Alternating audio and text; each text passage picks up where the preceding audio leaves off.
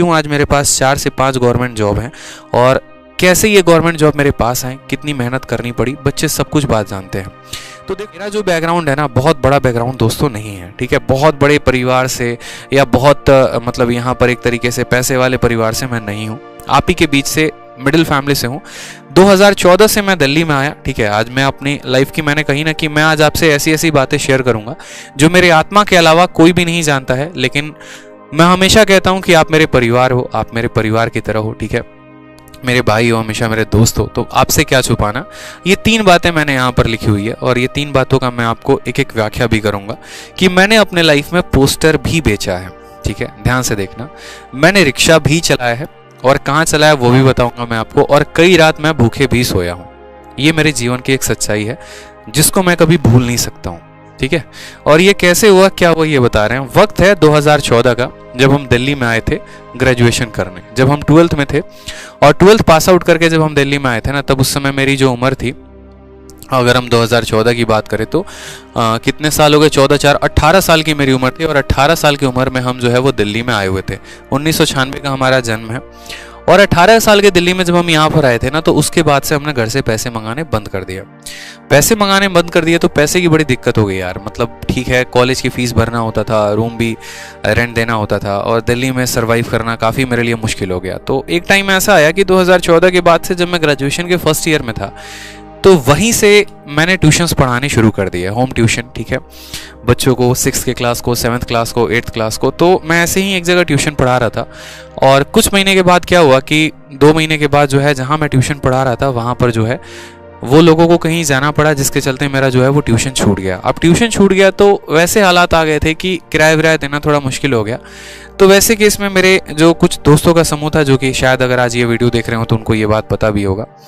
तो मेरा एक दोस्त करके था, आशीष करके, उसने कहा कि यार देखो फलाने जगह पर चलना है, 2 घंटे का काम है, गुड़गांव में एक्चुअली जाना था, 2 घंटे का काम है और 2 घंटे में स्कूल का प्रमोशन करना है, उसके लिए तुम्हें वो 400 रुपये देंगे। तो मैंने कहा चल लेते हैं, कोई दिक्कत की बात नहीं है, ठीक है। उनकी कैब आई थी, हम धौला कुआं मेरा कॉलेज था, वहाँ से जो है कैब में बैठकर मैं गया गुड़गांव में। और गुड़गांव में जाने के बाद वहाँ पर ये हुआ कि हाँ 2-3 घंटे जो है आराम से एक रिसेप्शन रहेगा, वहाँ पर बैठकर प्रमोशन करना है और करने के बाद वो 200-300 रुपये 400 रुपये उनकी बात हुई थी कि वो दे देंगे, ऐसे करके। तो मैंने कहा चलो ठीक है, कोई दिक्कत नहीं है। लेकिन प्रॉब्लम वहाँ तक नहीं आई, प्रॉब्लम वहाँ से शुरू हुई, ठीक है। उन्होंने जो कहा था जस्ट उसका डिफरेंट हुआ। वो गाड़ी में बिठाए और गाड़ी में बिठाने के बाद जो है 4 दोस्त थे हम टोटल, उन्होंने 4 अलग अलग चौक पे छोड़ना शुरू किया हमें। मुझे जो है वहीं पर एक इफ्को चौक करके है, मतलब उधर ही साइड में, वहाँ पर मुझे उन्होंने उतार दिया और कहा कि सर आप ये पैम्पलेट पकड़ो, ये पैम्पलेट डिस्ट्रीब्यूट करो, जो पोस्टर होते हैं ना, जो पर्चे होते हैं, ठीक है। और ये पैम्पलेट आपको लोगों को देना है और ये फॉर्म है, जो लोग आपसे पैम्पलेट लेंगे या इंटरेस्टेड होंगे ये भरवाने हैं। 50 से ऊपर फॉर्म भरोगे तभी हम आपको पिकअप यहाँ करने आएंगे। मेरी हालत उस समय ऐसे खराब हो गई ना कि मेरे मतलब पैर के नीचे से मेरा जमीन खसक गया था। मुझे एक पल के लिए समझ में नहीं आ रहा था कि ये हुआ है तो हुआ क्या है। दिन ऐसे कभी लाइफ में देखे नहीं थे कि पोस्टर बांटने की नौबत आ जाएगी, ठीक है। बट कोई बात नहीं, मैंने कहा चलो कोई बात नहीं। और बुरा तब लगा ना कि जब मैं लोगों के पास जा रहा हूँ पोस्टर लेके, तो अरे भैया टाइम नहीं, हटाओ यार यहाँ से मत बात करो। क्योंकि हम भी ऐसा करते हैं, कोई समय पोस्टर लेके आता है, अरे भाई टाइम नहीं है यार बाद में। तो कोई जल्दी वो फॉर्म भरने को रेडी नहीं था और जब तक वो फॉर्म हम नहीं भरते तब तक कोई मुझे पिक करने नहीं आता। मेरे पास उस समय पैसे भी नहीं थे, ना मोबाइल फ़ोन था, चोरी हो गया था कुछ टाइम पहले दिल्ली में आते ही। जैसे तैसे करके लोगों से फॉर्म भरवाए, फॉर्म भरवाने के बाद किसी के नंबर से उनको फ़ोन किया, उन्होंने पिक किया। और एक वो दिन था जब मतलब हम कहते हैं ना कि यार पढ़ाई बहुत मुश्किल है, पढ़ाई बहुत मुश्किल है, नहीं होता है, मैथ्स है सॉल्व नहीं होता है, जीएस है याद नहीं होती है। उसी दिन मुझे लाइफ में समझ में आ गया था कि इससे मुश्किल तो धरती पे कोई काम है ही नहीं, इससे बेस्ट है, ठीक है। मतलब अगर मैं ये बात बोलूं, एक तरफ पढ़ाई और एक तरफ पोस्टर बेचना है, तो मैं बोलूंगा कि मेरे लिए जो है ना, मेरी जो पढ़ाई है ना वो ज्यादा आसान है, मेरे लिए पोस्टर बेचना काफी मुश्किल है। तो मैंने अपने लाइफ में कई रात मुझे लगे थे उस चीज से मुझे बाहर आने में, तो मैंने अपने लाइफ में पोस्टर भी बेचा। दूसरा इंसिडेंट ऐसा हुआ 1 साल के बाद, जब मैं सेकंड ईयर में वापस से था, मेरा पेपर बीत गया था, मुझे रूम चेंज करना था। और रूम चेंज करने के लिए जो है मकान मालिक ने बहुत ज़्यादा तमाशा खड़ा किया हुआ था। हम रूम भी ऐसे लिए हुए थे कि 2000 रुपये हमारा रूम का किराया था और जिसमें हम 2 लड़के रहते थे, एक मैं था और एक अजय नाम का लड़का था। भाई है मेरा, वो भी मतलब मेरे गांव का ही था, वो फिजिक्स ऑनर्स वो कर रहा था, मैं केमिस्ट्री ऑनर्स।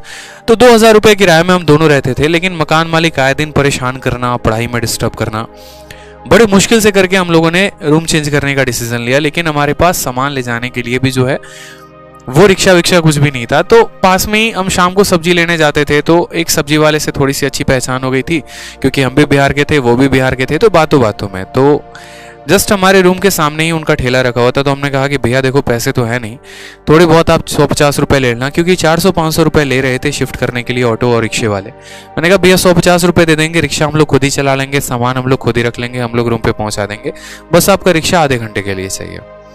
मेरे दोस्त ने सामान पूरा का पूरा रिक्शे पे रखा और मैंने 3 चक्कर पूरे के पूरे रिक्शे में अपने गली में चलाया, दिल्ली में ही जिस एरिया में रहता था। खुद भी काफ़ी ज़्यादा बुरा फील हो रहा था, तो रुमाल बांधकर भी जो है वो भी चलाया। मैंने कहा कोई बात नहीं, होगा लाइफ में, जो भी होगा ऊपर वाला देख रहा है, कुछ होगा अच्छा तो कभी डिस्कस किया जाएगा, कुछ भी है, ठीक है।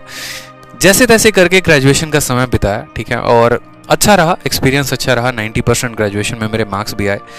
काफ़ी दोस्त जो है वो आगे बढ़ते चले गए और पीछे छोड़ते चले गए, कोई दिख नहीं हुआ उस बात का। लेकिन हाँ, अपनी मेहनत पर एक था कि करेंगे, लाइफ में कुछ आगे करेंगे। तो जब मैं ग्रेजुएशन के 3rd ईयर में जब मैं आया ना, तो मैं अलग अलग कोचिंग्स के इंस्टीट्यूट्स में मैं पोस्टर्स देखता था। अच्छा ये ऑल इंडिया रैंक 1 है, अच्छा ये ऑल इंडिया रैंक 2 है, इन्होंने सीजीएल में स्कोर किया है, इन्होंने जो है यूपीएससी में ऑल इंडिया रैंक मारा है। तो उसी के अंदर से है ना, मेरे अंदर एक मोटिवेशन आना शुरू हो गया कि यार अगर ये पोस्टर्स में है ना, मैं भी ऐसा काम करूंगा कि मैं भी ज़रूर पोस्टर में आऊँगा, ठीक है, और मेरे भी पोस्टर्स लगेंगे, मेरा भी नाम हर जगह पर होगा, उसके लिए मैं बहुत मेहनत करूँगा। ग्रेजुएशन ख़त्म होने के बाद एक कमरा लिया, यहीं पर वजीराबाद है दिल्ली में एक जगह, और वहीं पर रहने लगा मैं। रूम वूम लेने के बाद काफ़ी पीछे एरिया में, क्योंकि फ्रंट में गलीज में काफ़ी महंगा पड़ता है। खुद से खाना बनाया, खुद से रहा, लाइब्रेरी ज्वाइन की, वापस वहीं से होम ट्यूशन्स पढ़ाने शुरू कर दिए। होम ट्यूशन अगर नहीं पढ़ाता तो रूम का किराया भी नहीं दे पाता, ठीक है, और भी काफ़ी बुरे बुरे वक्त आए। फिर उसके बाद लॉकडाउन आया, वापस से सारे के सारे सिचुएशंस ख़राब। लेकिन ये रहा कि हाँ, मुझे जो पाना है ना, मेरे हमेशा नींद में मुझे वो दिखता था, ठीक है। मैं जो वोकैबलरी याद करता था ना, तो सोने के बाद भी मेरे मन में वो वोकैब वो रिवाइज होते थे, ठीक है। कई ऐसी रातें आ गई थी ना जहाँ पर लॉकडाउन में जेब में पैसे नहीं होने के कारण भूखे भी सोना पड़ा है आदमी को। मतलब ठीक है, आज पैसे नहीं है, कोई बात नहीं, पानी पी के सो लेते हैं। करवट बदलने पर भी एक तरीके से पेट दुखता था कि यार पेट दुख रहा है, इधर से करवट ले रहे हैं तो पेट दुख रहा है, ठीक है। सीधा सोने पे पेट दुखता था तो उल्टा सो जाते थे कि चलो ऐसे पेट नहीं दुखेगा, ठीक है, सुबह की बात है, कुछ जुगाड़ कर लेंगे। ऐसे ऐसे वक्त मैंने अपने इस दिल्ली में बिताए हैं, ठीक है। ऐसे ऐसे वक्त पिछले 3 सालों के अंदर जो है मैंने देखा है अपना, मतलब एक एक सिचुएशन मैंने अपने लाइफ में देखी है, और उस सिचुएशन से मुझे इतना मोटिवेट किया है ना, इतना मोटिवेट किया है कि आज उसी का नतीजा है कि बैक टू बैक मेरे पास 5 सरकारी नौकरियां है, और मैं चाहूँ तो जो ले सकता हूँ। मैं एक इंस्पेक्टर भी हूँ ऑलरेडी, सीजीएल 2019 से एक्साइज इंस्पेक्टर भी हूँ, ठीक है।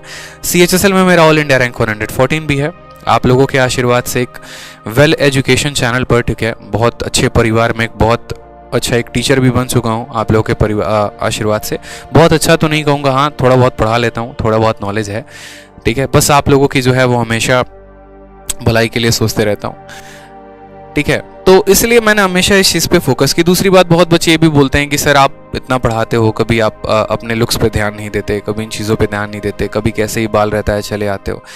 हमेशा एक बात को मेरे भाई ध्यान रखना कि जो आपके अंदर की ऐब है ना, अपने आप को इतना कामयाब बना लो। एक शब्द बोलूंगा, ध्यान रखना, अपने आप को इतना कामयाब बना लो ना कि जो आपके अंदर की जो ऐब है ना, वो भी समय आने पे आपकी स्टाइल बन जाए। समझ में आ रहा है बात? मैं जो बोलूंगा बड़े ध्यान से समझना।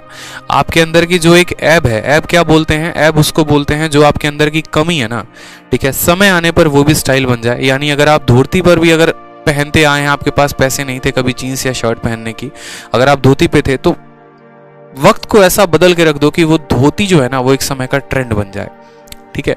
तो मेरी सिंप्लिसिटी ही मेरा ट्रेंड बनेगा एक दिन, ये मुझे पता है, ठीक है। बस वो मेहनत है जो उस कदम पर लेकर आएगा। आपको भी इसी तरीके से मेहनत करते रहना है। बहुत बड़े बड़े यार नहीं होते भाई, जितने भी ये टॉपर्स होते हैं ना, शायद ही उनके 10% ऐसे होते होंगे जो बहुत अच्छे बैकग्राउंड से होते होंगे, ठीक है। 90% सिचुएशंस वैसी ही लोगों की होती है, सबके सब स्ट्रगल कर रहे होते हैं। बहुत बड़ी फैमिली से कोई नहीं होता यहाँ पे। अगर उतने बड़ी फैमिली से होते तो यार हम IIT करते, ठीक है, हम MBA करते हैं, हम यहाँ पर मेडिकल की तैयारी करते हैं, हम सरकारी नौकरी की तैयारी थोड़ी करने आते हैं। हमें पता है कि हमारे पीठ पीछे हमारे परिवार के पास कुछ भी नहीं है। उतने पैसे होते तो वो तैयारी करवाते, नहीं है तभी तो हमें आगे इस जंग में आके लड़ना है, और अपने लिए भी लड़ना है, और अपने आने वाले जो है एक तरीके से जनरेशंस के लिए भी लड़ना है। तो ये अपने मन में एक ठानो, एक मोटिवेशन रखो, पॉजिटिव मोटिवेशन रखो, मेहनत करो।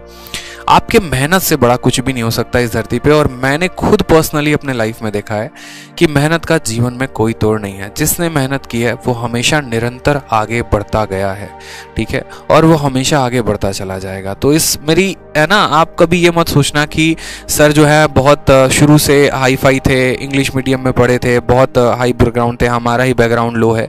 मैं बच्चों से आज बात करता हूँ, बहुत बच्चे ऐसे हैं जो सिक्योरिटी गार्ड की जॉब करते हैं, बहुत बच्चे ऐसे हैं जो खेतों में अभी भी काम करते हैं, खेती भी करवाते हैं, पढ़ाई भी करते हैं, बहुत ऐसे हैं जो दिल्ली में बस में कंडक्टर भी एक स्टूडेंट, ठीक है, और फिर भी उस बार इसके CGL में भी काफ़ी अच्छे नंबर है, CHSL में भी। तो सबका ऑलमोस्ट पैटर्न इतना ही होता है मेरे भाई। बस मैं बोलूँगा कि वो बच्चे काफ़ी ज़्यादा खुशनसीब हैं जिनके पास रोटी आ रही है और जिनके पास मेहनत करने की ज़रूरत नहीं है, उनके घर वाले उनको सपोर्ट कर रहे हैं। तो ऐसे बच्चों को मुझे जहाँ तक लगता है भाई जान लगा दो, ठीक है। कम से कम वो हाथ में स्मार्टफोन तो है, कम से कम फैसिलिटीज़ तो घर वालों ने दे रखी है, ठीक है। सोचो उनका जिनके पास तो कुछ भी नहीं है, फिर भी वो एक से एक रैंक फोड़ रहे हैं और एक से एक नौकरी लेके जा रहे हैं, ठीक है। तो मेहनत करते रहो, भगवान न करे कभी किसी के जीवन में ऐसी नौबत आए, ठीक है। हमारे में आई, चलो हमने सह लिया, किसी और में आए तो पता नहीं कोई सह भी पाए या नहीं सह पाए। लेकिन बस आपको है ना ऐसे ही जो भी लिस्ट खोलो ना, आज मुझे पता होता है कि मैं भारत का कोई भी गवर्नमेंट एग्जाम दूंगा ना, उसके सिलेक्शन के फाइनल लिस्ट में मेरा नाम होगा, क्योंकि मैंने ईमानदारी से मेहनत की है, मैंने ईमानदारी से पढ़ाई की है, मैंने हर सब्जेक्ट को बड़े डेप्थ में पढ़ा हुआ है, हर सब्जेक्ट का बड़ा प्रॉपर नॉलेज रखा हुआ है, इसलिए मुझे पता होता है, ठीक है। ये इसको ओवर कॉन्फिडेंस नहीं कहेंगे, लेकिन इसको आत्मविश्वास ज़रूर कहेंगे कि मैं भारत का आज कोई भी एग्जाम देने बैठूँ, अगर मैं UPSC का भी एग्जाम देने बैठूँ और ढंग से मेहनत कर लूँ ना, तो उसके भी सिलेक्शन में मेरा लिस्ट में नाम ज़रूर होगा। नो मैटर पोस्ट क्या होगी, नो मैटर रैंक क्या होगा, हाँ मैं सिलेक्शन में ज़रूर रहूँगा।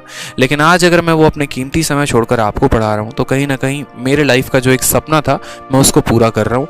और सपना ये था कि मैं गरीबी में रह चुका हूँ, मैं मुश्किलों में रह चुका हूँ, बस मेरा कोई भाई या मेरा कोई भी दोस्त यहाँ पर वैसे हालात में ना रहे। मुझे गाइड करने वाला कोई नहीं था, लेकिन आपको गाइड करने के लिए आपका बड़ा भाई आदित्य रंजन यहाँ पर ज़रूर है, ठीक है। मेरे लिए चीज़ें काफ़ी मुश्किल थी, सही कंटेंट काफ़ी मुश्किल था, सही सोर्सेस काफ़ी मुश्किल थे, जहाँ भी था वहाँ पैसे पैसे पैसे का ही खेल होता था। लेकिन आपके लिए कभी मैं ऐसे हालात आने नहीं दूंगा कि आपके लिए जो है पढ़ने के लिए आपको बहुत ज़्यादा मतलब पैसे नहीं है तो आप पढ़ नहीं पाओगे, कभी ऐसा सिचुएशन होगा नहीं, ठीक है। तो बस आप मेहनत करते रहो, आपका भी आएगा यार। और ऐसे मैं रिजल्ट देखता भी नहीं हूँ, मैं सच बताऊँ मेरे पास 5 जॉब्स हैं, बट मैं किसी का रिजल्ट देखता नहीं, क्योंकि मुझे पता है हर पेपर में मेरा नाम होना ही होना है। क्यों पता है? क्योंकि मैंने उसके पीछे की ये मेहनत की है, और जो मैंने ये मेहनत की है ना, तो इसी वजह से मुझे कंफर्मेशन होती है कि साला कोई भी लिस्ट हो ना, कोई भी लिस्ट हो जो मैं पेपर देने बैठ रहा हूँ, चाहे वो CGL हो, CHSL हो, CPO हो, कोई भी पेपर हो ना, उसमें मेरा नाम आदित्य रंजन जरूर मिलेगा, कैटेगरी 6 जरूर मिलेगी, ये बात तय है, ठीक है। क्वेश्चन का एक प्यारा क्वेश्चन है। और एक और बात बता दे, वो जो 400 रुपए मुझे 2 दिहाड़ी के मिले थे ना, जो ये मुझे पोस्टर बांटने के मिले थे, मैंने आज तक यहाँ पर ये जो मुझे पोस्टर बेचने के जो मुझे 400 रुपए मिले थे ना, मैंने इसको लाइफ में आज तक संभाल के रखा है एक लिफाफे में, अपने ट्रॉली बैग में, कि जब है ना, जैसा भी सिचुएशन आए, जब मैं अपने लाइफ में ऊपर जाते रहूँ ना, मैं उसको देखते रहूँ कि देख तू उठा कहाँ से है। और कभी इस 400 रुपए को भूलना मत कि ये मिले कैसे थे, किस हालात में मिले थे और कितनी मेहनत करने पे मिले थे। वो आज भी पैसे मेरे पास हैं और वो आजीवन मेरे पास रहेंगे, वो मेरे साथ ही जाना होगा तो जाएंगे, ठीक है। वो हमेशा मोटिवेशन देते रहते हैं बस। तो आप कमेंट बॉक्स में कमेंट किया करिए, आप सभी के कमेंट मैं पढ़ता हूँ, इसलिए मैं कहता हूँ कि चैनल को सब्सक्राइब करके भी रखो।